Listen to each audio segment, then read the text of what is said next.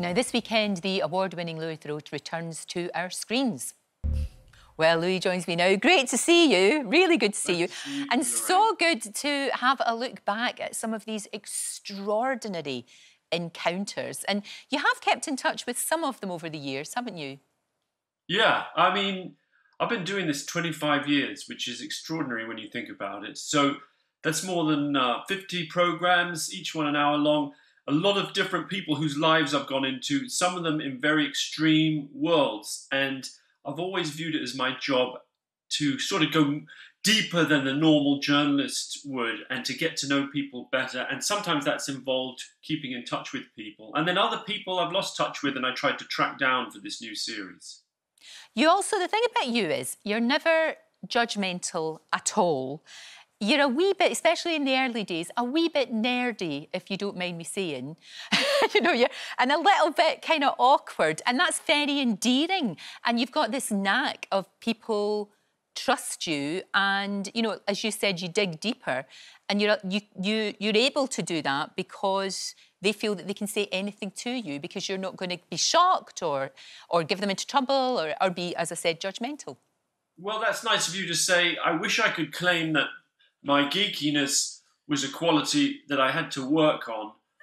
It seemed to come quite naturally to me. And I think to begin with, I didn't really realise that it could be an asset, you know? Yeah. When I started out, I was 23 years old. I was living in New York. I was hired by the documentary maker Michael Moore on an American TV program. And there's a little bit of that in the new series. I should say just briefly, the new series is basically a look back at sort of the greatest hits, or such as they are, of my TV career, stories that I've continued to be fascinated by. But anyway, when I started, I didn't really realise, I thought it was my job to be like a presentable, normal journalist. And it was only in the course of working, it took me quite a few years to realise that me being a bit of a nerd could be an asset, that it could sometimes disarm people. And thank you for saying I'm not nerdy anymore. I plead guilty to still being a bit of a nerd.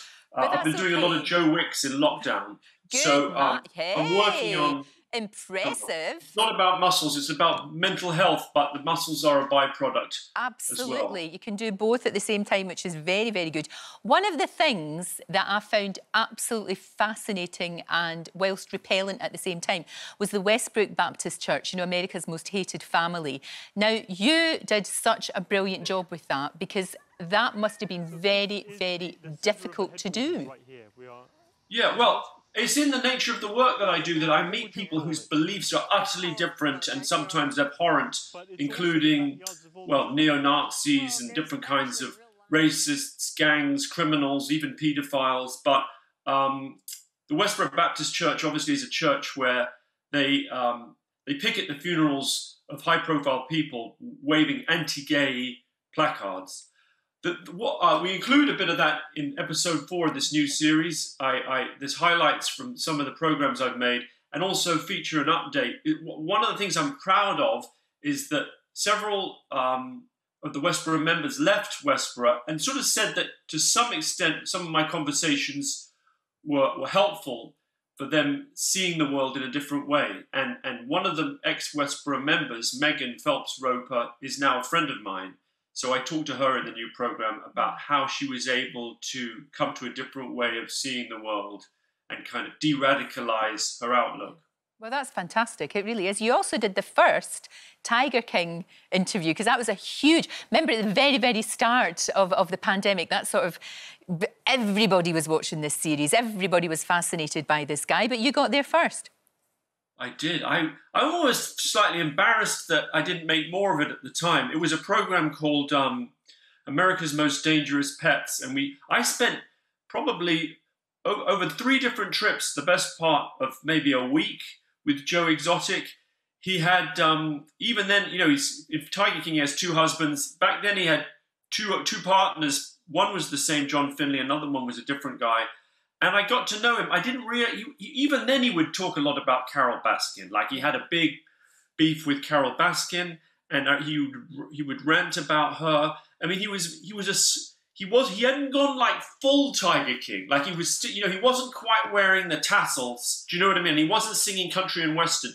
He still wore he kind of wore a zookeeper's outfit.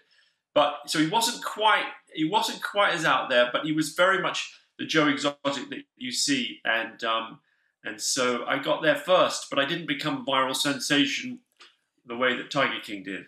Utterly, utterly fascinating. That's the thing. That's what I love about you, though, your curiosity. Thank you. Well, I continue to be curious. I've been keeping busy in lockdown with a podcast as well, talking to high-profile people down the Zoom chats. So I've just, like everyone, been trying to keep busy and make the best of this weird situation that we've been finding ourselves in. No, absolutely. I'll tell you what, one revelation, which was absolutely shocking, was the fact that you wear the same shirt in every single, at some point, every single time you are on camera, at some point, that shirt will appear. And it was an eagle-eyed viewer that spotted it. Well, I hate to blow the air out of a great story. Like, there is truth in that. It's not in every single... It's not that I wear it in every... It's not like a talismanic shirt that I wear in every single program, but it is a shirt that I acquired, I don't even know when, but in many, many programs for about 20 years, I did wear it. It's very quiet. I know that sounds weird, like, how can a shirt be noisy? But it doesn't rustle. Sound recordists have told me. It also never crumples. It's kind of made with some miracle fabric, probably not naturally occurring. And I also like the style of it. I was going to wear it today for this interview, and then I forgot to. You can see it. It's got nice, shiny buttons. It's got a kind of Western wear. I've still got it upstairs. Next time I'm on, Lorraine, I'll wear the brown shirt, and you'll be amazed at how much more smoothly everything goes. And hey, good for you that it still fits you, apart from anything else. That's a wonderful thing to have happened. I've already given Joe Wicks one shout-out. I can't give him another one. I'm one of the very few people who managed to more or less fit into the same clothes in lockdown, despite drinking 5 times the normal amount of alcohol. I hear you. I hear you. You're not alone. You're not alone in that. Louis, what a joy to talk to you. Keep doing what you're doing. Always a joy to talk to you. The podcast is brilliant. And Louis Theroux, Life on the Edge, starts this Sunday, 9 o'clock on BBC Two. Thank you so much. Don't forget, you can watch full episodes of Lorraine on the ITV Hub and all the best clips, compilations and playlists right here on our channel. Just subscribe now and you'll never miss an upload. Click here to watch another video similar to this one, or click here to head to our channel's homepage to explore all of our exciting videos.